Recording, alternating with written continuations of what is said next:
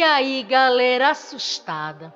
Aproveitando que o tema do momento é Notre Dame, eu trago para vocês hoje uma história bastante curiosa sobre a Catedral de Paris.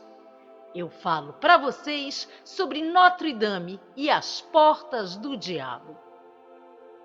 Corria o ano de 1160, quando Maurice de Sully, bispo de Paris, mandou construir uma catedral que fosse sé ou sede religiosa no lugar onde existia um templo a Júpiter, no templo dos galo-romanos, tendo as obras de construção começado em 1163 e terminado em 1272.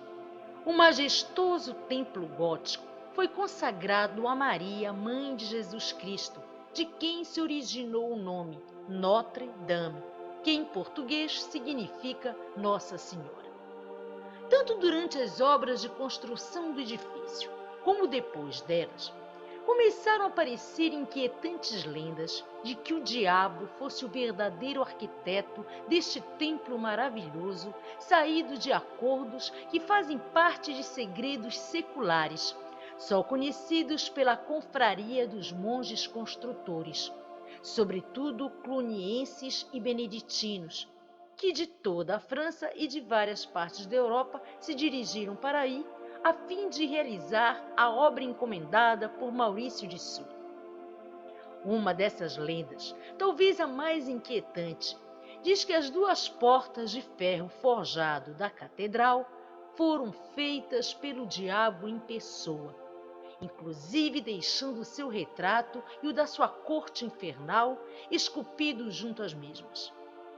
Desde então, em épocas remotas, muitos que chegavam junto às portas de Notre Dame e viam o aterrorizante quadro sentiam um calafrio de temor sobrenatural percorrendo-lhes a espinha e logo se afastavam presurosos, com receio que as portas do próprio inferno se abrissem e Satã em pessoa saísse por elas e os raptasse para seu mundo tenebroso.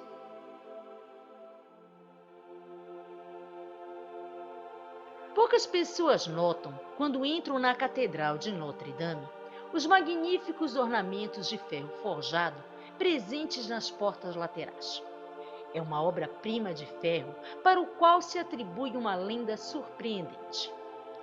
Tudo teria começado no século XIII, quando os religiosos da catedral teriam apelado para os serviços de um ferreiro aprendiz chamado Biscornet, para fazer dobradiças, ornamentos e toda a ferraria dos portões da catedral. Contam que a encomenda era colossal e superior às capacidades do ferreiro. A ordem era muito prestigiosa e Biscornet sentia-se lisonjeado, pois esta seria oportunidade para ele garantir sua reputação com uma obra-prima. Ele rapidamente começou a trabalhar e apresentou os desenhos religiosos preliminares. Esplêndidos arabescos tão complicados que imediatamente despertaram admiração. Mas não demorou para que Biscornet percebesse que ele fora muito presunçoso. As maravilhas desenhadas no papel logo pareceram impossíveis de serem replicadas no metal. Uma noite, em frente à sua forja, seu desespero foi tal que ele grita ao diabo para vir ajudá-lo. O tinhoso apareceu e lhe propôs um pacto, belos encaixes por sua alma. O artesão então fez o pacto com o príncipe das trevas, assinando o documento diabólico com seu próprio sangue. De manhã, ao despertar, Biscornet encontrou o trabalho acabado. Acessórios mais extraordinários do que aqueles imaginados. Belíssimos arabescos florais, soldaduras invisíveis, ornamentos tão finamente esculpidos, tão delicadamente forjados com um martelo sobrenatural, que, dada a perfeição, só poderia ser o trabalho do diabo. Ao ver este incrível resultado, os religiosos ficaram maravilhados. No dia da inauguração da catedral, as famosas portas teriam se recusado a abrir, e só foi possível tal feito com a aspersão de água benta, ficando conhecidas como portões do diabo. Em 1843, quando Eugène Viollet-le-Duc realizou a restauração de Notre-Dame de Paris, ele próprio ficou espantado com o esplendor da realização de Biscornet e declarou: "É muito difícil conseguir, mesmo hoje em dia, com nossas técnicas e nosso conhecimento moderno, uma obra-prima tão notável." Pode-se entender, então, o espanto e a surpresa que a esplêndida obra de Biscornet teria provocado em um momento como o do século XIII, quando o fervor religioso estava presente em tudo. Logo, a obra foi associada à intervenção do diabo, porque parecia inconcebível que pudesse ser resultado do trabalho de um simples humano. Assim que terminou, o pobre ferreiro morreu vítima de síncope cardíaca, sendo levada a sua alma imortal para o inferno, pois ele a vendera ao diabo.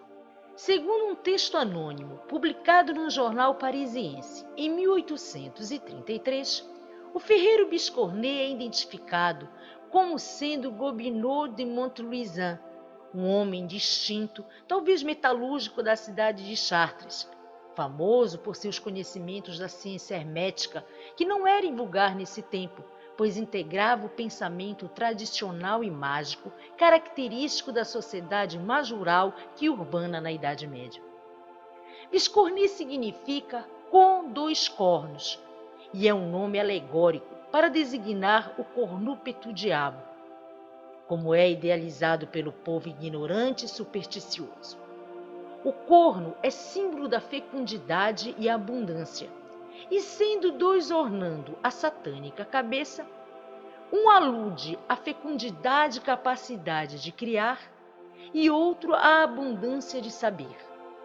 Nesse caso, das portas de Notre-Dame, esse conhecimento foi feito com os foles avivando o fogo do inferno ou mundo subterrâneo, e os malhos batendo nos metais enrubescidos do seio da terra, moldando as formas perfeitas, finalmente saídas da forja genial do deus Vulcano.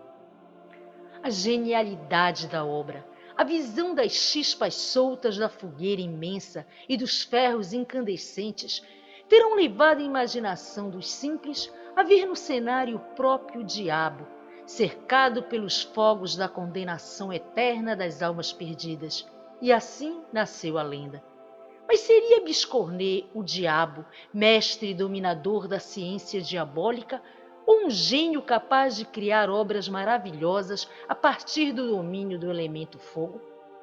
Bem, na antiguidade, a metalúrgica ou arte de forjar os metais era considerada uma importante ciência tradicional e a mais temida das iniciações de ofícios.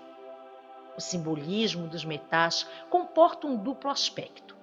Por um lado, aqueles que trabalham nesse ofício, como os ferreiros, foram muitas vezes parcialmente excluídos da comunidade, sendo sua atividade considerada perigosa e de parte da ordem infernal.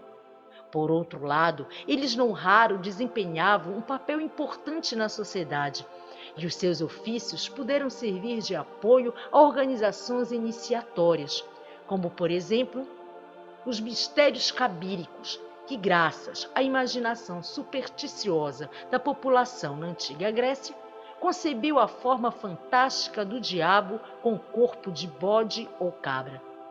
O primeiro desses aspectos devia ser o mais importante, pois a origem dos metais, a relação da ferraria com o fogo subterrâneo, portanto com o inferno, são significativos. O aspecto benéfico fundamenta-se na purificação e na transmutação, assim como na função cosmológica de transformador. O metal puro que se desprende do mineral bruto é, como disse Jacob Boehme, o espírito que se desprende da substância para se tornar visível.